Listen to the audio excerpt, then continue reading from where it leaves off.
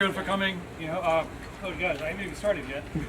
That's okay. We're here to support you. We know. Just came my composure. I thought I did all my crying writing it, Let me just take a swig of the good stuff. Let's see. You can do it. So I'd like to welcome everyone to Eugene V. Debs Hall, and I wanted to take a moment to share a eulogy for our beloved Luca. I'd like to start with a few facts about Luca's history. His records say he was born on September 16th, 2018. Virgo. Yep, the Virgo. No way. I adopted him from the Niagara SPCA on November 10th, 2021, when he was about 4 years old. I'm told he was originally from the Tuscarora Reservation, Indian dog. Tough. Yeah, when he died this past Saturday, May 27th, he was about 5.5 years old. I often like to bring science and to discuss things of emotional significance. I did so for a wedding for Bernice Radel a few years ago, and I'm going to make this a tradition of mine in these significant life events. As any dog owner will tell you, and which I did not understand until owning Luca, dogs are relatable to the point of understanding the emotional content of your words and actions. We share emotional intelligence. We're relatable because we're related. Dogs and humans share about 84% of their DNA. Dogs are likely the first animals to have been domesticated, going back at least 11,000 years. We evolved together, and dogs became one of the better aspects of what we call civilization. Dogs are our peers, and as I've discovered through Luca, both literally and in my heart, our family. Yes. I did not see my relationship with Luca, despite being responsible for his welfare, as parental in nature. I was his friend. We supported each other. In his case, he provided constant company and friendship in what can feel like a big empty building much of the time. In my case, I provided shelter, food, and as many adventures as I could. His principal walking spot was the Great Lawn of the Central Terminal, where he was present every day. But we went much further beyond. We biked together nearly every day, except perhaps during the inclement weather. I biked, Luca ran. Very unusual skill set for a dog and a person. He was not only a favorite at Eugene V. Debs Hall, but he was a celebrity at Luca-friendly establishments throughout East Buffalo. Is there a directory of those places that dog owners could? Including Artie's. Artie's. Oh! He was well known and beloved at Artie's, the Adam Mickiewicz Library and Dramatic Circle, Breyer Brothers Brewery, Ballyhoo, Gene McCarthy's, and the Buffalo Brewing Company, as well as far-flung places like the Podhale Campground in Franklinville, where I discovered very early on that he was a water dog. He traveled by car an awful lot for having an owner that had no car himself,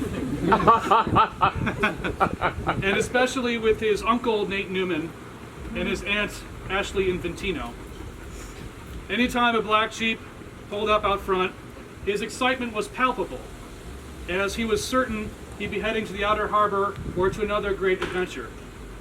His last trip was with Pat McNichol, Chuck Bannis, and me to help bring an elm and London plane tree to Peckham Street only last week. My time with Luca was short, only a year and a half, but we packed in a rich experience together. Even when not adventuring, he was entertaining simply by being himself. He talked to me when I mentioned his favorite words: walk, run, ride, and park. He followed me from room to room to keep me company. And when the bar was open, as you all know, Luca traveled from table to table to say hello to just about everybody. He was our maitre d', and he made sure everyone was having a great time. I joke, and it's probably true, that Luca was the real reason anyone ever really came to Eugene V. Debs Hall. Yes. You have some redeeming qualities, Chris. And don't forget Sputnik. And of course, the Sputnik, of course, I think with the dogs here is probably out and about having a little vacation. I noticed nothing wrong with Luca until Tuesday of last week when he showed his first signs of respiratory distress. The truly excellent Orchard Park Veterinary Medical Center confirmed on Saturday, by which time he could barely breathe, that Luca had cancer. So I decided to put him down and end his suffering. It was the first time I'd ever had to undertake this unwelcome role, and it was very difficult.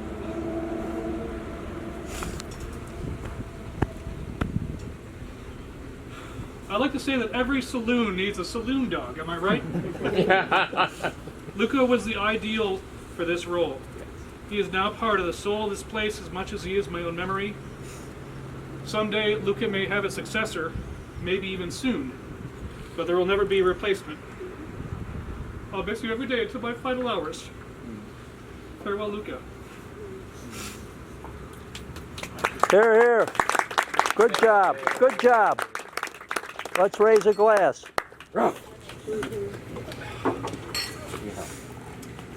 Cheers, Going inside yet. Thank you, everyone. Thank you. Is there time for other people to talk now? Are you open to that? Does anyone have any memories like to share? I'll start with one. Okay.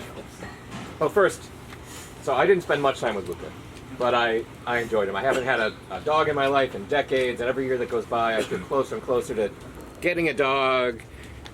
And being around here with Luca and Lady is more of my motivation. Like, oh, if I had a dog that was that mellow and that nice, I could do it. And so, I'd come here. I'd love just that he is a dog, and his big fluffiness. He was beautiful. His big fluffiness. I was like, I want to hug that. And then he was so mellow. So you mentioned going around table to table. My clearest memory is that I walk in and he and Lady are laying down just left of the primary path through the place. People are around them, there's activity, but they're just like, they're cool. They're like the Buddhas. And I feel like I learned and was inspired by Luca. That's great. Here, here.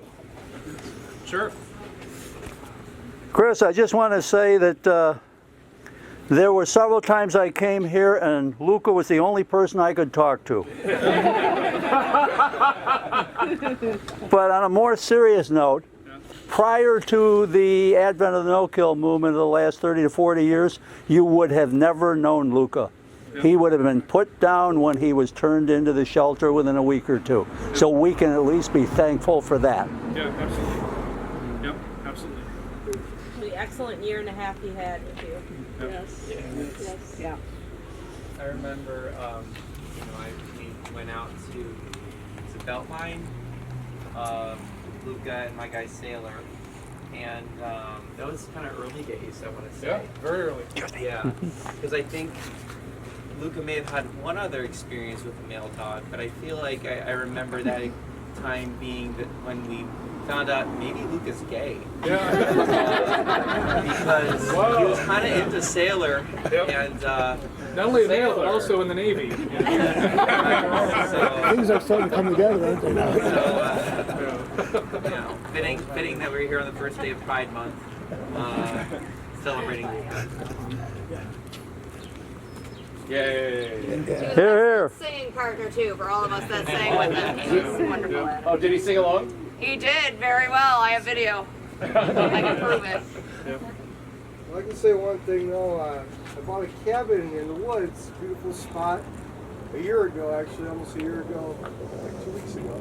The first time I actually had friends stay over where I wasn't working on it was actually Chris, my buddy Mike, and my buddy Luca.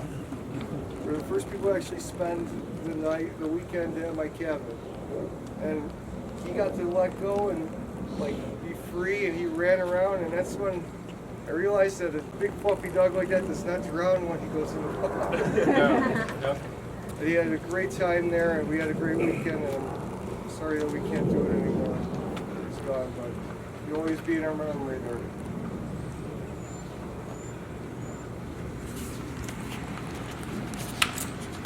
Well, thanks everyone. Let's have some more beer.